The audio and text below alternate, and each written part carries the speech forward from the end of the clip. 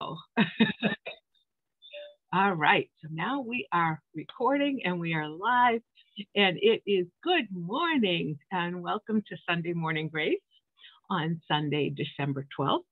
I am Reverend Marianne, and Reverend Jamie has an unexpected conflict today, so I am joined here by Reverend Beverly Ayala. Good morning, and thank you, Beverly, for joining me.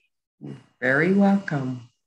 So happy to have you joining us. And for those of you who are not familiar with Reverend Beverly, Beverly is one of our newest group of ordained ministers. She is a wise and just bright soul. So I am delighted to be sharing time and space with her, and I know you will as well. So Beverly, would you like to start us off with an opening blessing? Yes, I would. Today, I would like to call down from the heavens all the beings of the highest light and the highest power. This includes God, Buddha, whatever is your faith, so you can allow them to settle around you and allow these blessings to come down that we are going to share in Sunday Morning Grace on this current topic. We will be able to honor these blessings, absorb these blessings, and go throughout the week with the honor of the blessings they have bestowed upon us. And so it is. And so it is. Thank you. Feel that in my heart, and just feel that huge hug that's going to last a week and beyond. That is true. This time of the year, we need them. Absolutely. Absolutely. So before we get started on our topic today, which is vacation, a daily reconnection with or a gift to ourselves, I wanted to just take a moment to send out our love and our blessings and our prayers to all of those who have been impacted here in the U.S. by those terrible tornadoes on Friday night and yesterday. I think I heard this morning on the news there were 6 states that were involved. We've been hearing most prominently about, at least here on the East Coast, about Kentucky. And I think it was in Illinois where the Amazon plant was, but Kentucky was especially hard hit. But I know Tennessee was one of them, and I don't want to leave anybody out. So we're just going to, I've heard it referred to as the Midwest and the Southeast states. So for all of those who were impacted by that terrible they weren't hurricanes, they were tornadoes, and just anybody who is really feeling lost right now, or feeling a little less than, just sending out extra love and extra prayers and extra blessings. So now let's get into today's topic. So Beverly, I know you have some interesting daily rituals anyway, and that you are really connected to nature, but what are some of the ways that you take a vacation or you connect with yourself? The way I connect with myself is breath. I breathe, and the deeper and longer your breath, the calmer you come with inside. Even though all externally you have things going on and constantly happening, if you just breathe and hold space, you allow that vacation to settle within and you carry it with you. There's always going to be extenuating circumstances where, oh, can I get this, or can you get this for me? But if you're breathing, you're doing the physical motion, your spiritual staying calm inside. And I've found the most important thing for me is to get up in the morning and do my spiritual ritual, not so it's done for the day, but so I have started the day with peace within inside. And that's the critical point. You can't get up and start running and doing and then expect to, settle down and have my vacation time. It needs to start from within. I love that. I love that. And to start the day on a strong footing, like you say. Yeah. And it's interesting that you say that, because as you're talking, I'm thinking sometimes especially right now with Krista and her needs, I'll sit down and she'll say, Mom, can you get me this? Or the dog will want to go out for a walk. So I feel like I'm constantly like up and down all day, or I'm in the kitchen, my hands are in the sink washing dishes, I'm preparing meals. And sometimes I'll just, and Krista will say, Mom, what's wrong? And I, not even consciously and not even understanding what was going on. And I'll say, I'm just dying.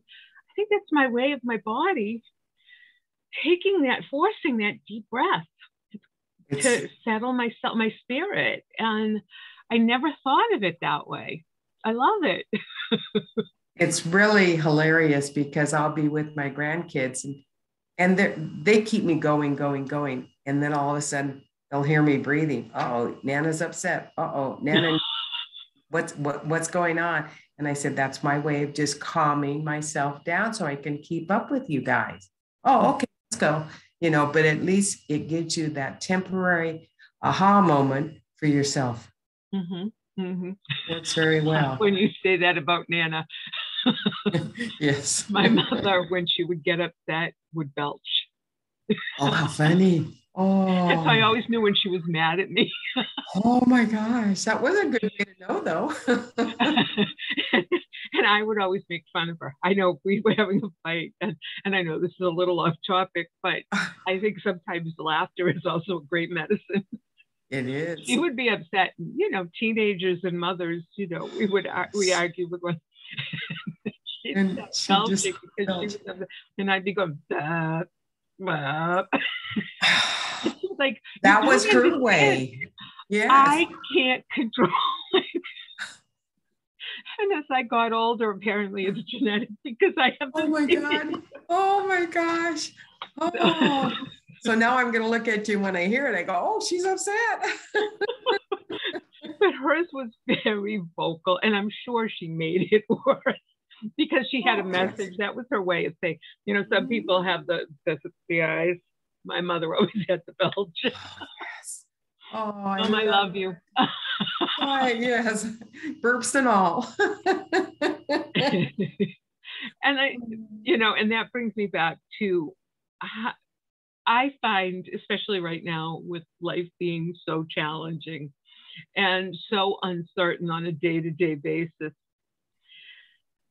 I find prayer and laughter is a new addition to what I was thinking about as I was thinking about this topic. But prayer is so, so important to me, and that trust. And that's how I connect when I'm feeling a little lost or I'm feeling that I need that grounding. I do it through prayer. And so good. I was just thinking, Gina, in one of her messages, said that the Lord's Prayer will balance your chakras. And so when I get stressed, or I wake up a lot in the middle of the night and pray, that's my time because it's quiet and there's no interference. So I'm praying and you feel yourself getting answers as well as giving answers to the questions you thought you didn't know. So I always end with the Lord's Prayer, knowing whatever I've received or given in my prayers is taken out to the ethers, and it's again coming back and surrounding me. But I always remember that about the Lord's Prayer because I like little tidbits. And it always stuck with me, and it's been probably 10 years since she said it. And it works well with my prayer, and it works excellently with giving and receiving your answers. I love that. And I always open my prayer with the Lord's Prayer. And as I'm hearing you talk, I think I'm going to bookend it with the Lord's Prayer. That's a Prayer. good idea. Yeah. Because then it's invoking the Lord. And of course, and we just had this conversation before we started this morning that we all have our higher powers that are our foundation. But when we talk about God is our higher power or the Lord or whatever, everybody has their own version or their own name for that being. And so whether it's the Lord's Prayer or whatever foundational prayer, but the Lord's Prayer can be invoking whatever that higher power is that that you take comfort in. So again, the Lord's Prayer is a great opening and closing for everyone if you are intending it to go to the higher power that speaks most deeply to you. I had a woman probably 50 years ago came up to me and gave me a hug. And she gave me a coin that was the Serenity Prayer.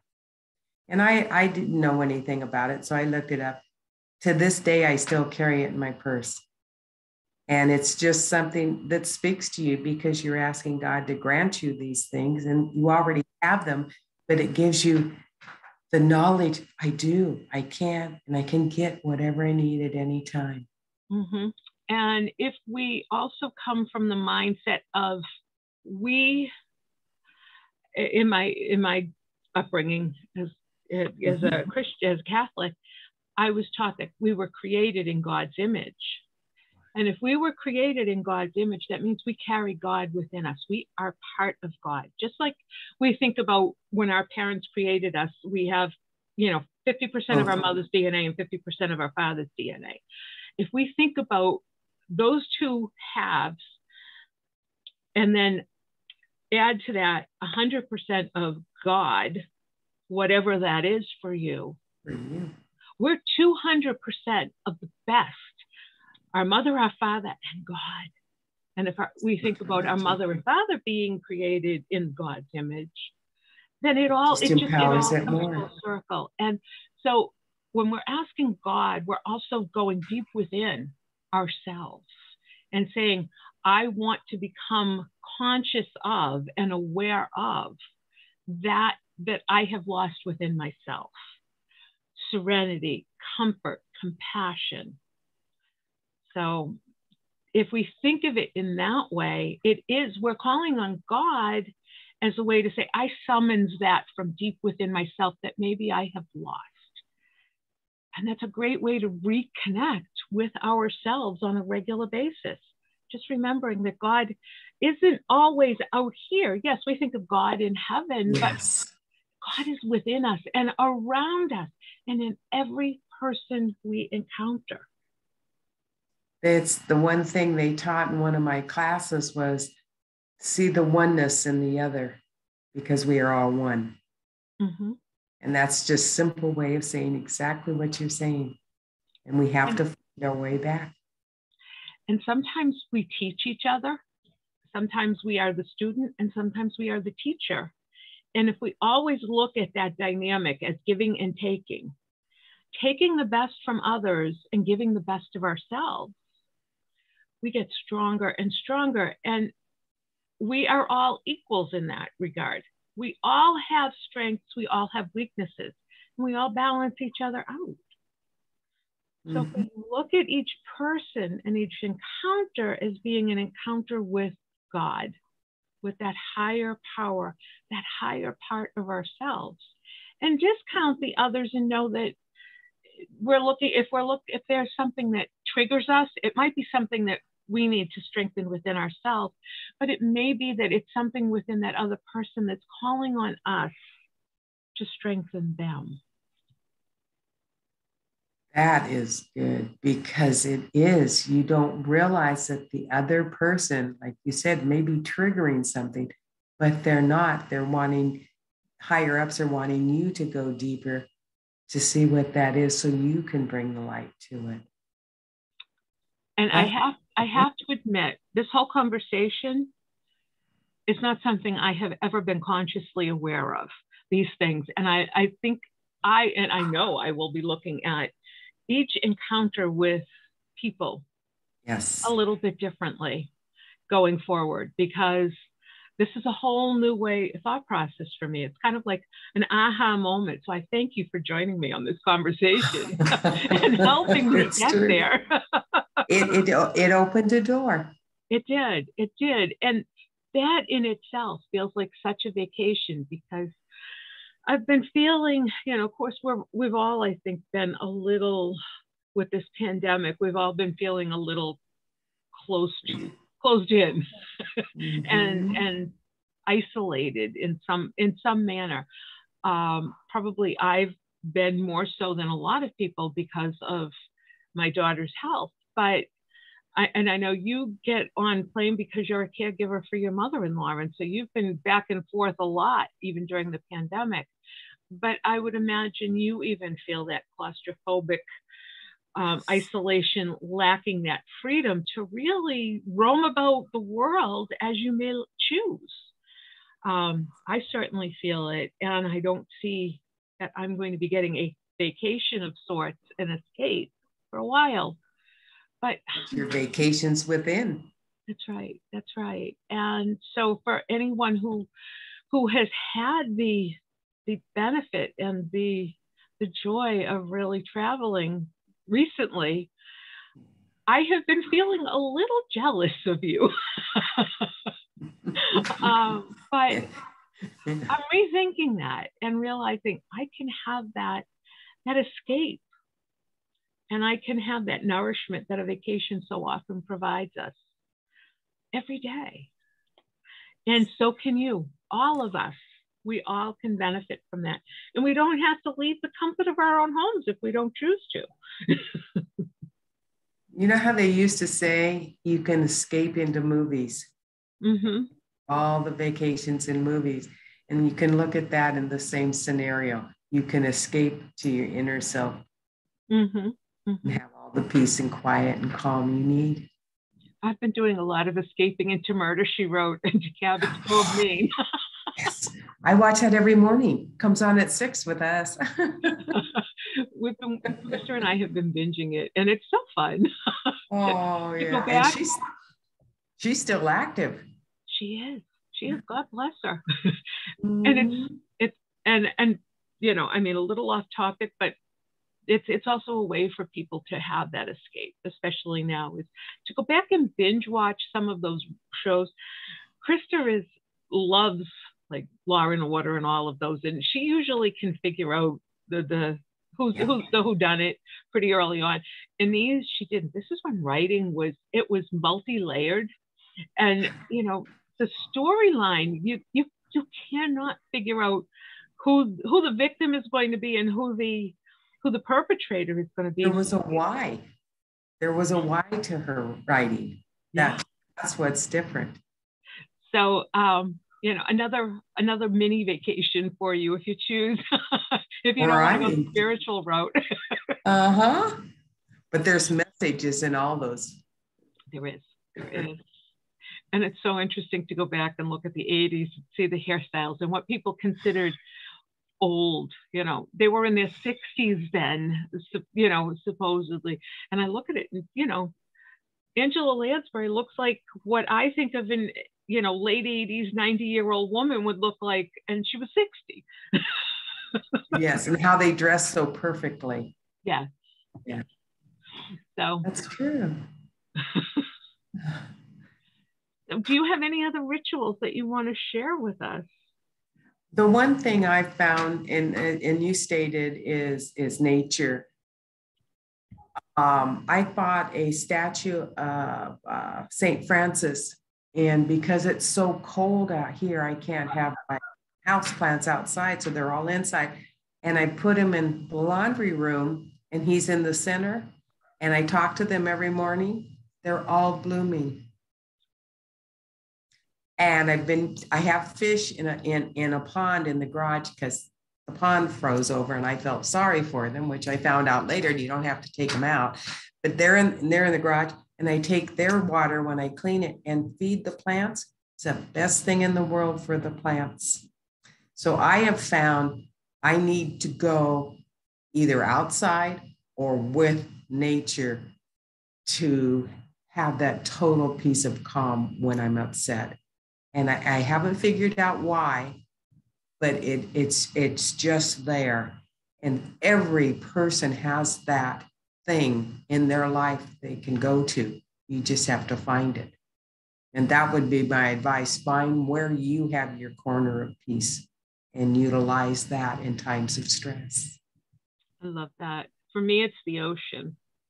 Oh, yes. I love, one of my favorite vacations is cruising. course, I don't know when I'll get to do that again, because there's a lot of reasons why, but you know, you're kind of in a very closed in space. So I think it'll be a while before I feel safe being on a cruise as far as the virus is concerned. But in my later cruises, I spent extra money. It was worth it to me to have the cabin that had the balcony. Yep. And I would love to sit on the balcony and listen to the waves and to smell that sea air. And the last cruise Krista and I did, we were coming back home. We were coming into the Atlantic, and it was windy, and it wasn't rainy, stormy, but the seas were very rough. And most people weren't outside, and she and I, because she was feeling a little seasick from the rocking of the ship primarily, but we sat outside. We got soaking wet. Oh my gosh. The most magnificent dolphin show. And we were privy to it because we were outside, and we didn't care that we were getting soaking wet. We could go into our cabins and shower and, you know, do whatever we had to do later. But we were so blessed with that beautiful dolphin show that most of our fellow passengers missed because they didn't want to be outside in the elements. So there's beauty in every element. And walking in the rain is a beautiful thing too. If you can come home and get warm and dry. Yeah. Being out, that again, the elements put there for a reason. Mm-hmm. We need to see the beauty, the oneness in them. That's right. That's right. So, you know, sometimes the least palatable thing that we think of can be the most grounding and the most balancing. So go out and dance in the rain if you need to. As I'm going to go dance in the snow later. Oh, yes. I'm lucky. I have electric fireplaces. I just have to turn a switch on. So I could go out in the snow and come in and just turn the switch on, and I got heat. There you go. I'm blessed. Do you feel complete? I feel complete. As do I. And I thank you. Thank you. Thank you for your wisdom and your grace. And I'm honored to be here. Beautiful thoughts. All right. We would love to hear from you on Facebook, through email, however you feel. Beverly and I would be more than happy to share our thoughts with you one-on-one. However, if something we have said struck you in some way.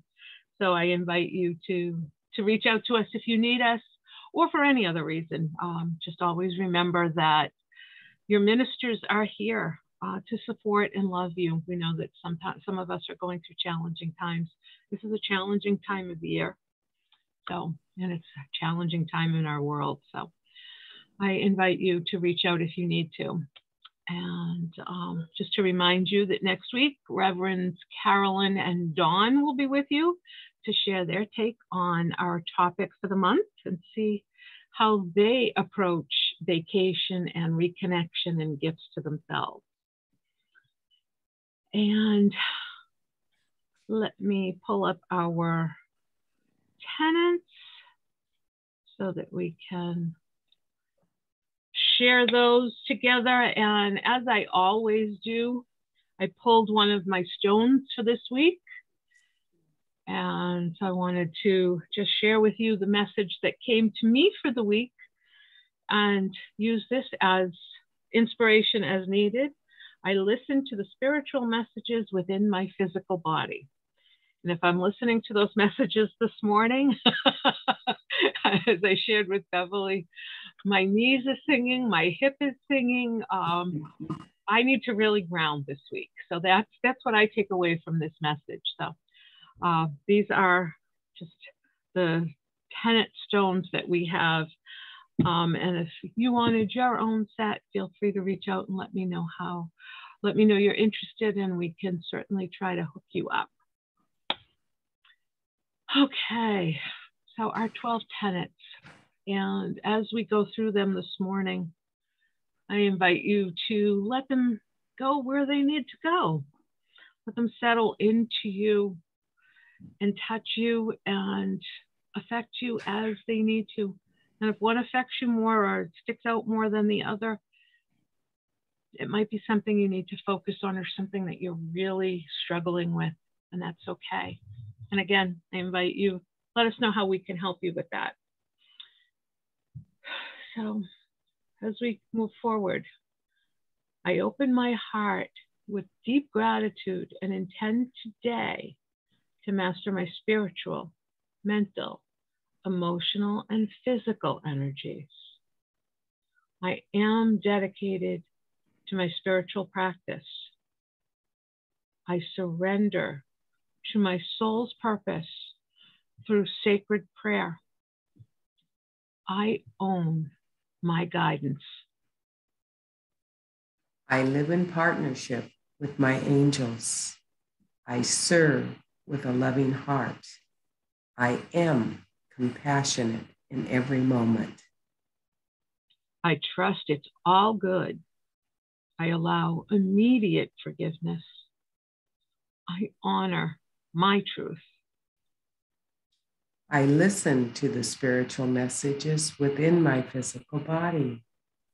I express myself creatively. I am one with Mother Earth, and so it is. And so it is. And blessed be.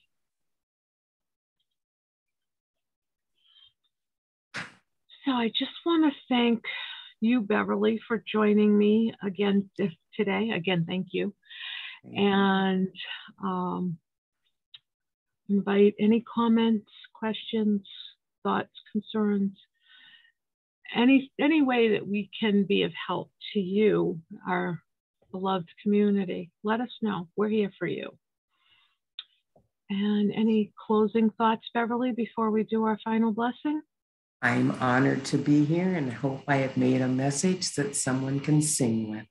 I trust that that is true. You touched me.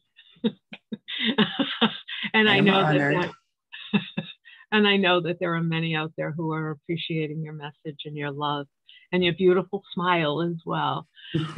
And I thank you for getting up super early, because on the West Coast, it is early.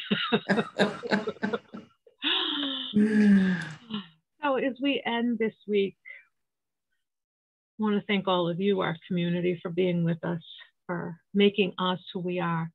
We can do our work because we are serving you. And you are in turn serving us. So know that that circle keeps going. And in the spirit of oneness and love, I encourage you to close your eyes. And the angels are telling me that as we move forward from this point, and we go forward into our world and into our daily lives and resume our routines after taking a little break for ourselves for this time, they're reminding us that we should be filled with love and reconnection and blessings, and know that what shines deepest within us, we're sharing with the world. And what reflects deepest on us is our gifts from the others, and we should be cherishing and honoring those. And those deepest desires of our soul, let them shine. Let those gifts go freely. It costs us nothing to share those gifts, but it costs us greatly when we don't allow those to flow freely. When we hold on to the things that we feel we don't want to share, we're doing ourselves a terrible disservice.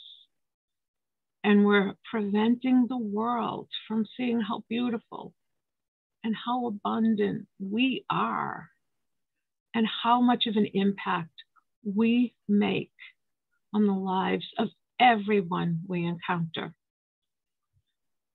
And the angels are encouraging me to ask you to give the gift of a smile, a genuine smile, to all those you encounter today and every day, because that's where our gifts start. And it opens the door and invites everyone else to share their gifts and their blessings with you. So that is the angel's directive to us today. Smile and receive the smiles from others.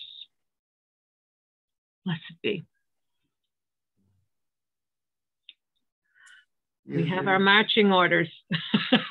We're smiling. We are. I love you. Thank you. I love you. You are such a blessing to us. And as are all of our beloved community. Thank you. I'll see you next month. Reverend Jamie will be back with me. And bye. Have a great day. Bye.